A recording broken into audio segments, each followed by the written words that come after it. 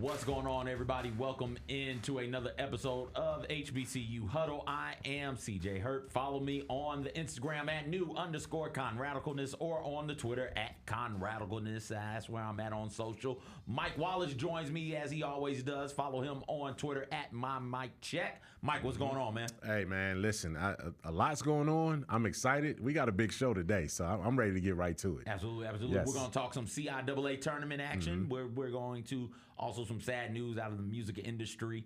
Angie Stone passed away. We're going to talk some about her as well in the second segment. But let's get things started right now. First segment, first person we got to talk to. Fred Jones is in the studio. Fred Jones Jr., the founder of the Southern Heritage Classic. He was kind enough to make time for us today. So, Mr. Jones, thank you so much for joining us, man. My pleasure.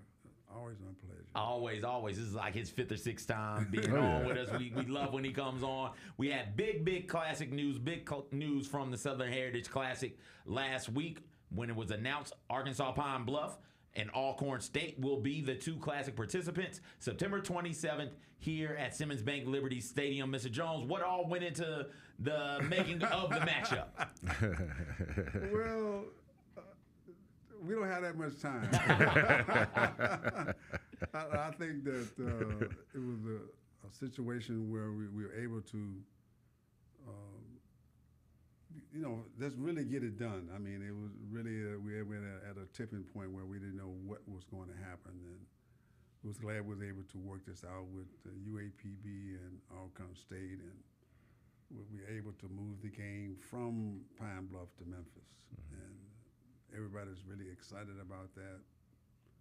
And, this being a part of the Classic is a big deal. It's the third year for UAPB and the first year for Alcorn. So I'm just glad we were able to get it done. But I'm glad we were able to get it done for the citizens of Memphis. I mean, they were just on pins and needles about if, in fact, what was going to happen, and I was too.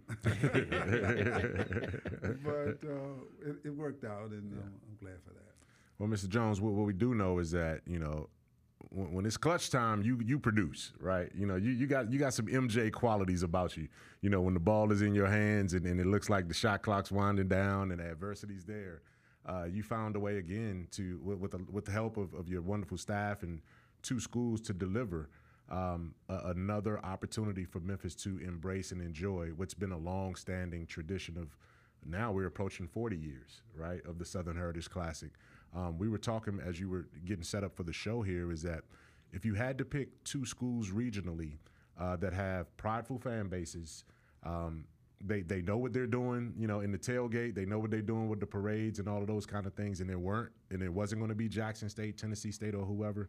Alcorn State and UAPB fit the bill. How exciting are you about that matchup and dealing with those two schools to have their brand come to Memphis as well? I'm very excited. I mean, it got tremendous tradition. Yeah. You say Alcorn State, you think about Steve McNair. UAPB is when it was A&M. I remember for myself personally when I played, went to a basketball game when I was in the 10th grade over there, and so they have a lot of history here, and a lot more than people imagine. Because we were with two schools for such a long time. But this is because of the way where Memphis is located. All of these schools are around Memphis. Right. Whether you go south or you go north or go back east, it's still right in the center. And there are a lot of people from HBCUs that are in Memphis, and it struck a chord. I didn't know until this morning that the guy next door to me in my office is an Alcorn graduate. Okay. So you hear all kinds of stories now, which is a good thing. And I think that, again, and when I told people a couple of years ago about UAPB, you're going to be pleasantly surprised of the support that's out there in this community. This is the first time that the Southern Heritage Classic has also been a conference game, right? Okay, so what does a conference matchup do to elevate the importance of the Classic this year? Well, I think it works both ways. You know, it's a conference game. The conference games are always important, but you're taking it and elevating it to a brand called the Southern Heritage Classic that everybody knows about, and they always. I warn them every year, you're going to get a lot of calls when this is finally announced. It was only announced last Friday around 1:15. For them, it's been nonstop. I mean, everything is really just taken off. In fact, the two alumni chapters had a meeting last night. So things are working, but I think they really, they're having a conference game that has a little bit more meaning for them in their conference, in the SWAC conference. But it's also giving it a high elevation, an appreciation, awareness because it's a part of the Southern Heritage Classic. Oh yeah. These two, you know, the SWAC and the Southern Heritage Classic, those brands are coming together again, and I think it's a good thing. I think it's a smart thing for this to have a conference tie into it as well, because when you look at some of the other longer tradition classics, the Bayou Classic is a conference game. The Florida Classic is a conference game. Right. The Magic City Classic is a conference game in Alabama, and I think it just adds another layer of weight and significance. And hey, I can't miss this because I'm going someplace special in Memphis, but it's also a game that we can't mess around with this game on the schedule. So again, sometimes you got to take a winding road to get to a destination that's best for all sides, and I'm happy that it's settled where it is right here. And you know, when you look at Mr. Jones, when you look at sort of the evolution and the next steps, for the last 4 or 5 years, you've always had to look forward, you know, and where is this classic going from here? Are you happy with sort of the I don't want to say inconsistency, but just the fluidity of what this business has become now, as opposed to the staunch, you knew for 10 years who you wanted and who was going to be in it. Now it's almost like every 2 years you got to reset a little bit. It's like when you watch a game and you watching the coaches and they looking at their plans and they laid out the plan what they're going to do and what have you. Somewhere along on that plan, and that, you know, they got to pivot to something else. I mean, we thought it was going to be over to the right, but it's over to the left. Yeah. So now we know that we got changes. We got a change of date. We got a change of schools, and the most consistent thing is with this is the fact that we're still here in Memphis, and that is the really good thing. And I think that now that we know that these changes are going to be a part of our future, then we either have to adjust to them. It's all about adjusting. It's all about pivoting to the next thing, and we got so many really good things about Memphis that Memphis, the city, is consistent. The things around it changes. It's like, you know, say, okay, we got 2 teams different in the Classic. The parade is going to go down Orange Mound. Penny is going to do the golf tournament. The fashion show that's been a part of it more than 30 years. College fair where we're getting ready, you know, businesses and expose the young people to what it's like to go to college and get prepared for business. All of those things are in place. So, and we still, this is the one I talk about all the time, I don't eat barbecue anywhere else in the world other than Memphis. I don't care, man. This guy got the best barbecue. So I don't want to disrespect you. I don't want to deflate you. Thank you very much. Yeah. I'm getting back to the rendezvous in Cozy Corner. There it is. Just we're excited about this classic. First time Alcorn State is going to be here. The 3rd time, right? Arkansas Pine Bluff is here. I do want to talk some about the teams that had traditionally been in the classic. Just what ended up happening with Tennessee State. How much of that was Tennessee State is in a tough spot financially right now, with the state coming in and looking hard at their budget, and Jackson State, and just they're not in the same situation as Tennessee State, but the decision Coach Prime made not many years ago, 3 or 4 years ago, and Jackson State still upholding. that the when we look at those two teams, what went into Tennessee State's decision to on what did they tell you as it pertained to not participating in this year's Classic, and could you foresee a chance later on after this contract is up with Pine Bluff and Alcorn State, they come back? Well, let me just say this first. Let me make this very clear to everybody. I do not have an axe to grind with Jackson State University and Tennessee State University. Not one bit, you know. Could things been handled a little differently? Yes, okay. But again, sometimes you can't choose how things happen, is how you deal with it. But we created something that when they talk about money, 35 years ago, I mean, the home team was taking all the responsibility and the visiting team was getting $20,000. They played in Memphis, they got $50,000. Well, we parlayed that all the way through that the teams have earned more than $15,000. So to answer your question, the door is always open here. That's the change that's going to be happening in the future. It won't be where one team will settle in or one school will settle in for 15 or 20 years. That probably won't happen. That's just the way things. It's like college sports, how that has evolved into something that we do not really recognize. That's the way it is. But here again, we have a good relationship. We would like to have had it changed. The change would have been a little bit differently. But I don't have any animosity or whatever.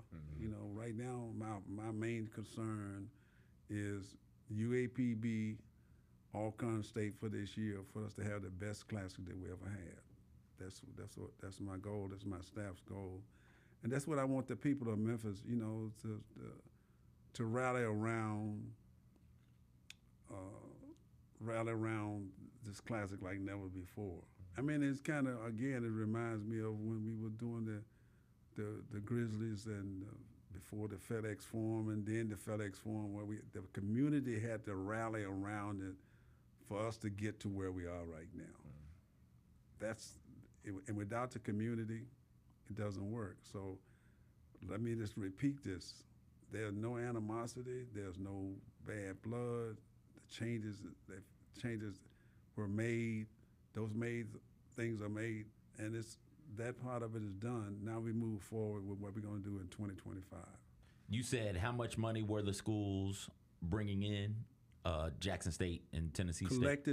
Collectively, every school that has participated in the 35 years of the Classic collectively earned more than $15 million collectively.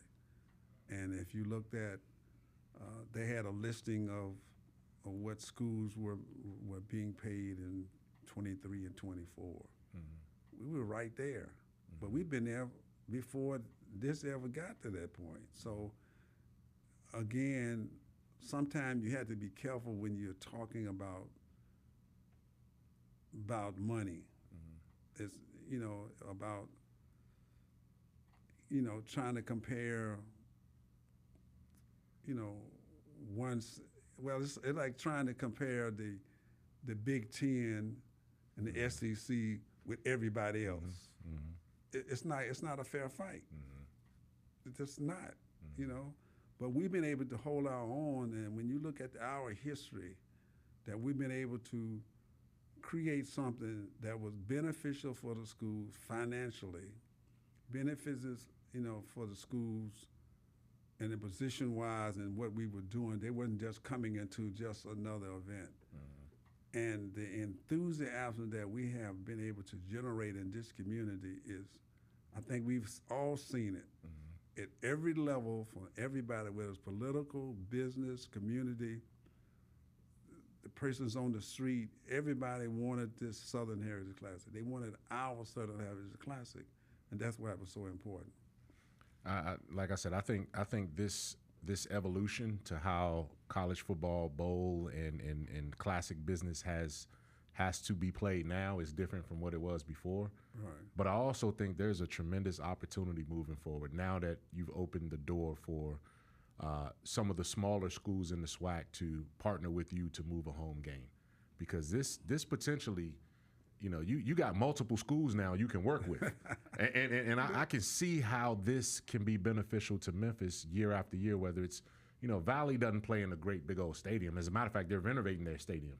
I can see a year or two from now they may want to be a partner with the Southern Heritage Classic for one of their home games, and so on and so forth. So I think you have a tremendous menu now, Mr. I'm not going to tell you to tip your cards, but you got a nice hand that you're playing with. But you already tipped the cards because again, when somebody like you guys stop and think about it, you work with this all the time. Yes.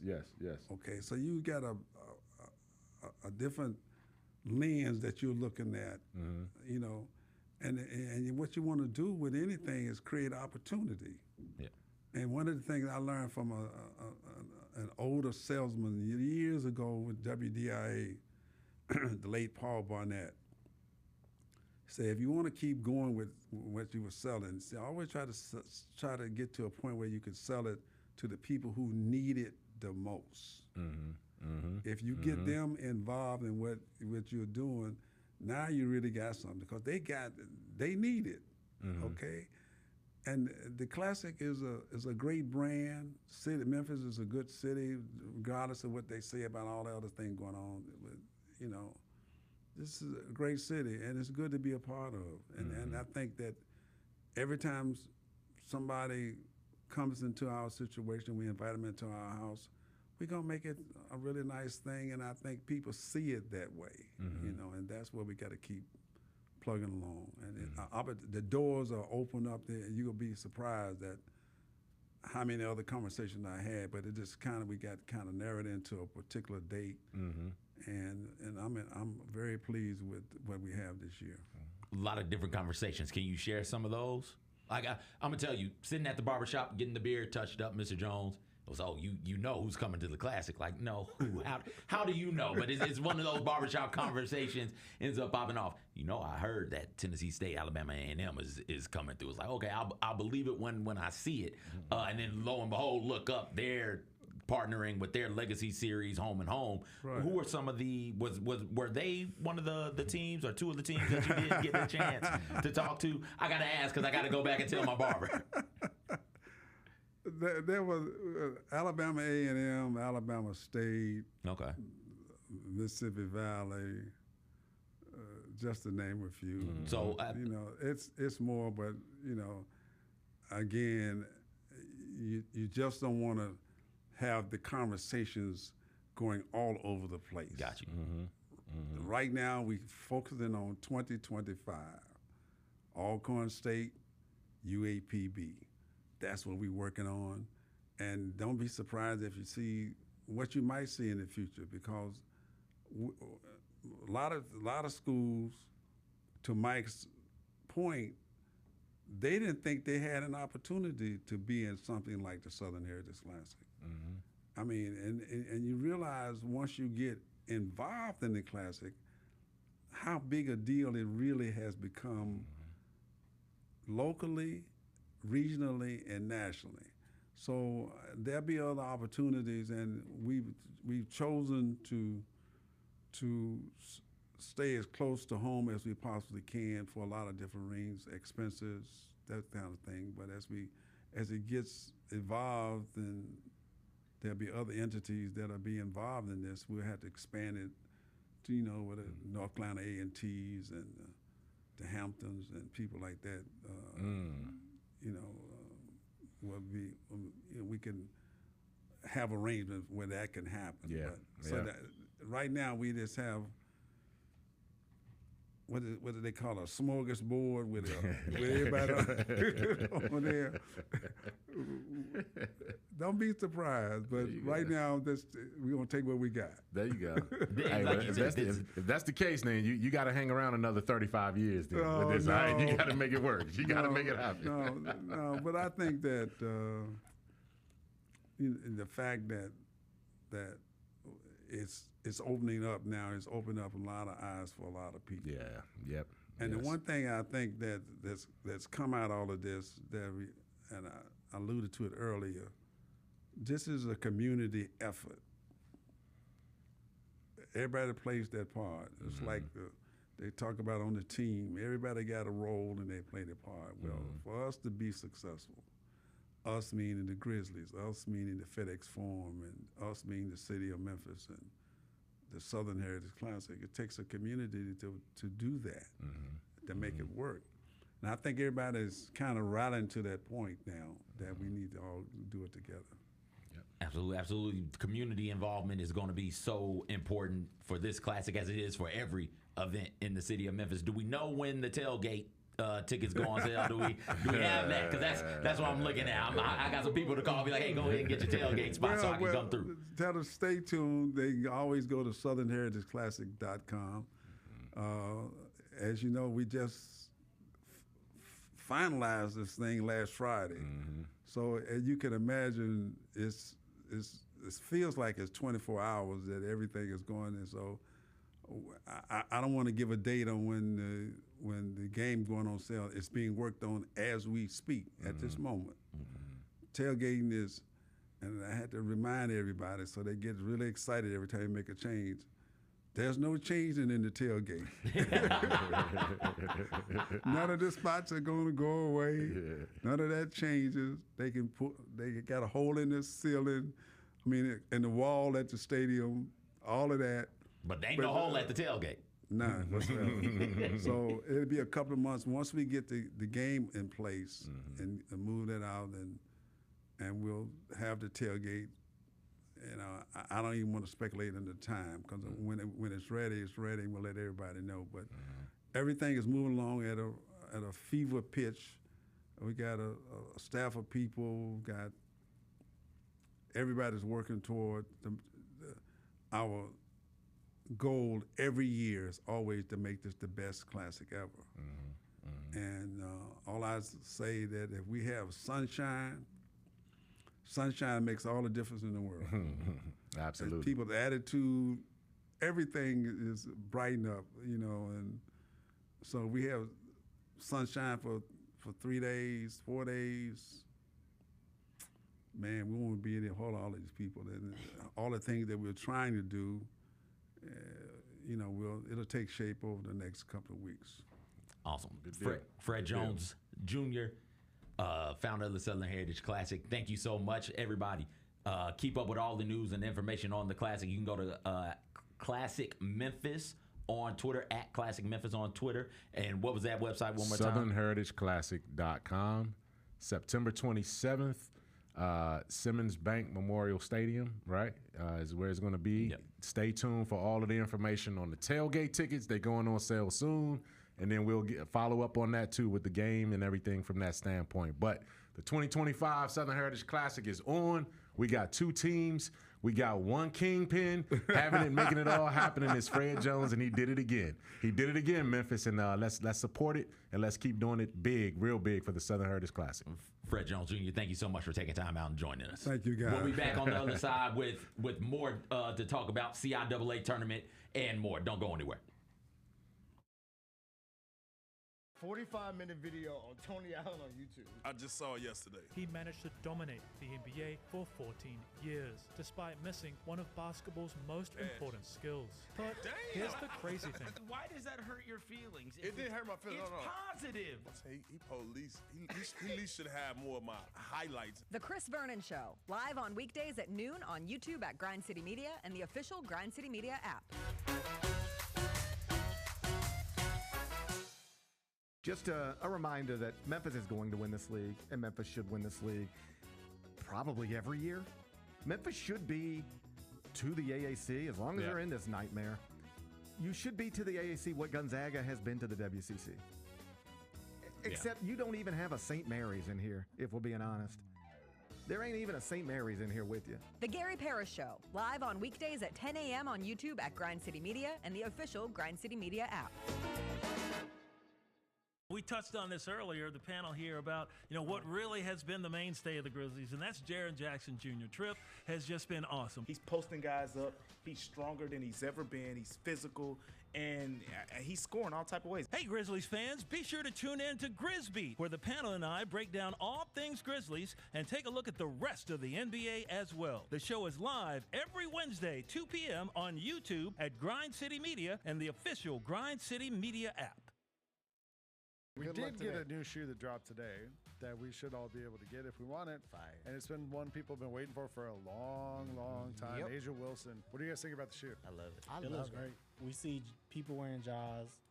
We see a lot of people wearing the GT line. But then also we see a lot of NBA players wearing the Sabrinas. Sabrina, yeah. I bet you there's going to be a lot of NBA players wearing I agree with you on that. too. Oh, yeah. The Sneak Fest Show, live Tuesdays at 2 p.m. on Grind City Media on X, YouTube, and the official Grind City Media mobile app.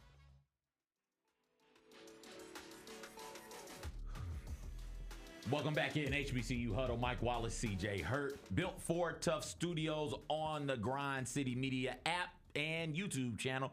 Thank you again to Mr. Fred Jones for joining us. It's always great catching up with him, Mike. Oh, man, no question about it. We're talking to, living history. And, we're talking to a guy who's seen it all, who's put it together.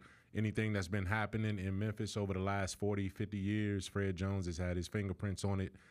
Or some influence in it some kind of way. And it's good to see the Southern Heritage Classic continue to move forward.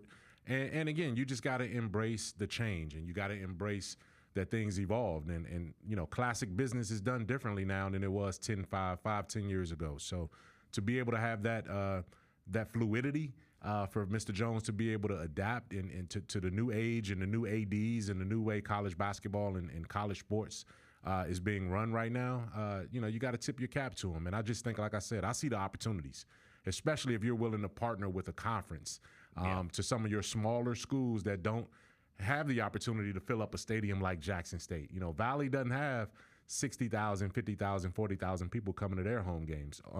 UAPB doesn't have that many, coming to their home games from that standpoint. But can they get a big stadium feel once a season? Absolutely. So this opens up a new door for the Southern Heritage Classic and for Fred Jones, and I'm looking forward to see what comes, not just this year, but in the years ahead. Absolutely, and he kept bringing up the fact that this is Memphis's, right? Yeah. Like this is as much about the city of Memphis and the Memphians who love the city as it is about whichever two schools come through to participate. It's about their alumni, their fan bases. I thought it was great when he brought up the fact that Alcorn State and UAPB, both of their alumni chapters in the city, have already gotten together to talk about plans to try and bring alumni out to this event. But it's about them, and it's about us as Memphians. I look forward to seeing what this classic looks like this year and in years to come. One of those true bright spots of my year. Listen, I bought a house based off of the Southern Heritage Classic, right? So I got to be close to the parade route. I want to be able to walk down there and enjoy myself. So looking forward to it. It's always great catching up with Fred Jones Jr. Some sad news, Mike, out of the entertainment world, out of our world directly. We just talked about Angie Stone last week. She unfortunately passed away over the weekend in a car accident. 3-time Grammy nominee, Black Diamond and Mahogany Soul, both certified gold albums. Art of Love and War reached #1 on the U.S. R&B charts. Brother was one of your top 6 songs of the 21st century. Angie Stone, a true pioneer. Her rap group was one of the first, if not the first, Southern group and woman group to get signed to a major record label. And you can hear a bit of Angie Stone throughout the history of hip-hop and neo-soul, one of the true queens of neo-soul. R.I.P. Thoughts and prayers to her families, Mike. Man, it's tough, CJ. It really is, because you realize how precious life is, man. We were just celebrating her, and so many people, I had a handful of people stop me and say, man, she just was on your list, right? So that tells me how much love we get for the HBCU Huddle here from you guys, the listeners and the viewers, and also just people, around the office. And, we literally just the week before, had our pick 6 of the top 21st century songs in our playlist and what we like about them. And, Angie Stone has been, she's one of the few artists that I have her entire catalog. So when I'm making, long drives or I'm driving to, Atlanta to see my stepdaughter and her husband, or if I'm going, to Dallas or something like that to see one of my kids or a relative, I have these playlists of, artists that I consider my go-to, and I would just listen to their catalogs the whole way. And Angie Stone has gotten me all over the South, man. Those first 2 albums that you talked about that went certified, they're in that playlist. And I spent the last week going back through all of Angie Stone's work, and just, she spoke to you. She really did, man. She spoke to you in her words and her music. And you just hate to see it happen that way, because it was a tragic accident after she performed at a casino in Montgomery, Alabama. She was on her way to Atlanta to catch a flight to Baltimore so she could perform at the CIAA tournament the very next day. And it just reverberated, and it shook an entire music industry, man. So rest in peace, Angie Stone. You're one of the queens of all time.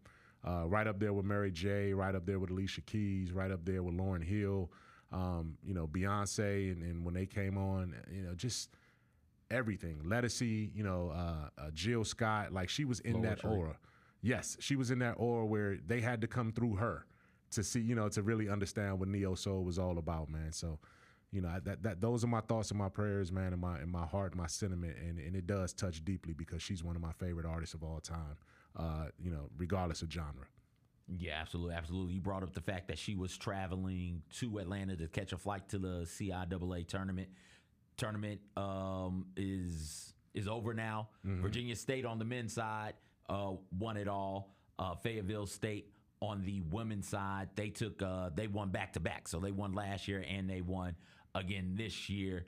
CIAA is one of those events, one of those HBCU events where everybody knows about it, right? Like, it is a true event. Everybody knows about it. I'd say most HBCU grads and most people who partake in the culture have made a trip to either Charlotte or Baltimore for a CIAA tournament, because it is so much fun to be there, to watch the games, and then to obviously partake in the parties afterwards, right? Like, and so with the news that, one, we got CIAA champions and the tournament was going on this weekend, and bidding starts next month. April, bidding starts for the CIAA tournament for the 2027, 2028, and 2029 year. We thought, hey, why not make that the pick 6 cities cities that would be good host cities for the CIAA. Now, the CIAA tournament was in Charlotte for all of my adult life, all of my life. That's where I remember the tournament being. Charlotte decided, hey, we no longer want it. We're not going to bid on it. And Baltimore was like, we want it. We'll take it. Send them up here. Let's go. And so it's been in Baltimore. In 2024, it had an economic impact of $32.5 million in the Baltimore area. $3.1 million of that was taxes. That's coming to you per the CIAA website. $1.4 million of that $32.5 million went directly to small businesses. And that's so very, very important. It's a huge economic boon at a time of the year where, for most people, not a whole lot is going on in your city. The end of February. So the CIAA tournament has a ton of value. People are going to be bidding on it. Folks are going to want to keep it, including Baltimore, who's like, nah, we are not giving it up. And now, lo and behold, look up. Charlotte wants it back. Charlotte, like, give it back to us. So that people are going to be bidding on this, Mike. And so we figured, again, be good to say, hey, here are some cities that would be great host cities for the CIAA.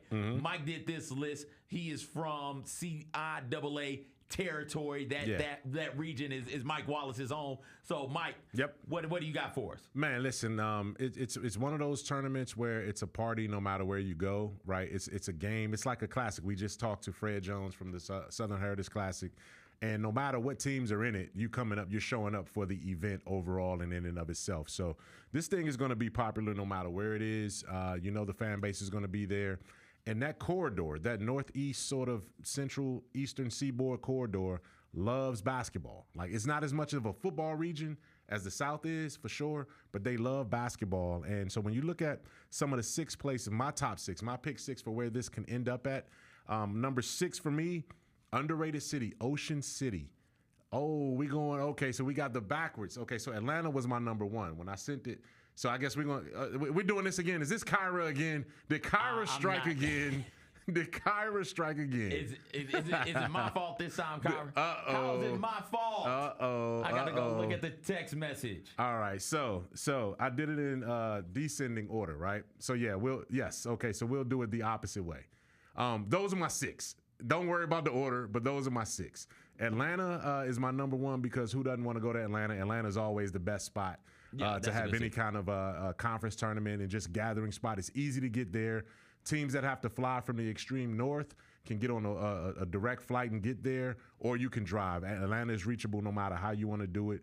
Number 2 was Wilmington, North Carolina.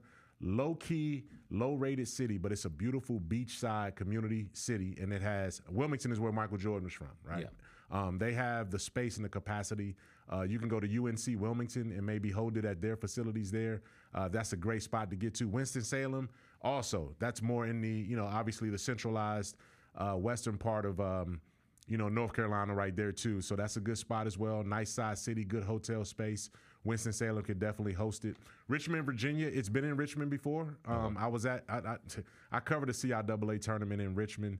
Arthur Ashe has a center out there too. They got a lot of good sports facilities there. For Richmond, it's centrally located because you have a lot of teams from Virginia. Yep. You have a lot of teams from North Carolina as well too. Hampton is just a beautiful place to go. Richmond and Hampton only separated by like 40 miles. But if you can get to Hampton, especially in that Hampton Coliseum, that's a great venue to do it. And again, it keeps you in the region. And then I feel about Ocean City, Maryland, the same way I feel about Wilmington, North Carolina.